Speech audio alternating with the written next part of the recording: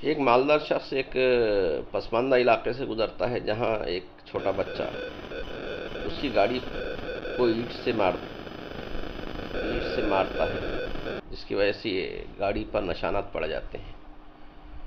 ایک کہانی تو شروع کرتے ہیں۔ ایک نوجوان بزنس مینیجر اپنی نئی گاڑی میں دفتر سے اس کے گھر کی طرف جاتے ہوئے ایک پسماندہ علاقے سے گزرا جو اس کے نزدیکی واقع تھا۔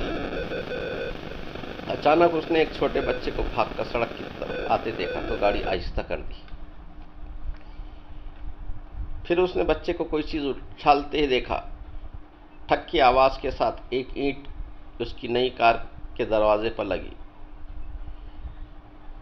اس نے فوراً بریک لگایا اور گاڑی سے باہر نکل کر دروازہ دیکھا جس پر کافی نشانات پڑ چکے تھے۔ اس نے غصے سے اینٹ مارنے والے بچے کو پکڑا اور زور سے بولا، اندھے ہو گئے پاگل کی اولاد، تمہارا باپ اس کے پیسے بھرے گا، زور سے چلایا۔ میلی کچیلی شرٹ پہنے بچے کے چہرے پر ندامت اور بے چارگی کی ملے جلے جذبات۔ بچہ رو رو کر کہہ رہا تھا، ایک نشیبی علاقے کی طرف ہاتھ کر کے کہہ رہا تھا، میرا باپ گر پڑا ہے، اسے اٹھواؤ۔ میں نے ایک عجیب غریب منظر دیکھا۔ ایک معذور شخص اوندھے منہ مٹی پر پڑا ہے اور ساتھ ہی ایک وہیل چیئر بھی پڑی ہوئی ہے اور ساتھ ہی چاول گرے پڑے ہیں جو شاید باپ بیٹا کہیں سے مانگ کر لائے تھے۔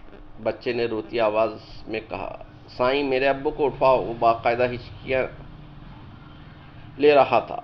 نوجوان ایگزیکٹو کے گلے میں جیسے پھندا پھنس گیا۔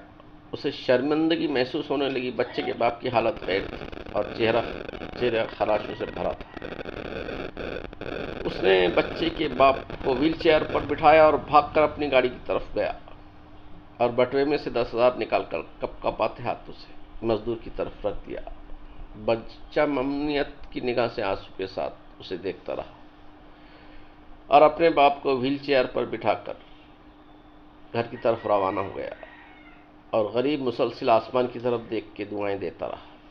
نوجوان ایگزیکٹو نے بعد میں ایک خیراتی ادارے کے تعاون سے جھگی میں رہنے والے لوگوں کے لیے اسکول کا بندوبست کر دیا اور آنے والے کچھ سالوں میں وہ بچہ زندگی کی نئی روڈ میں شامل ہو گیا۔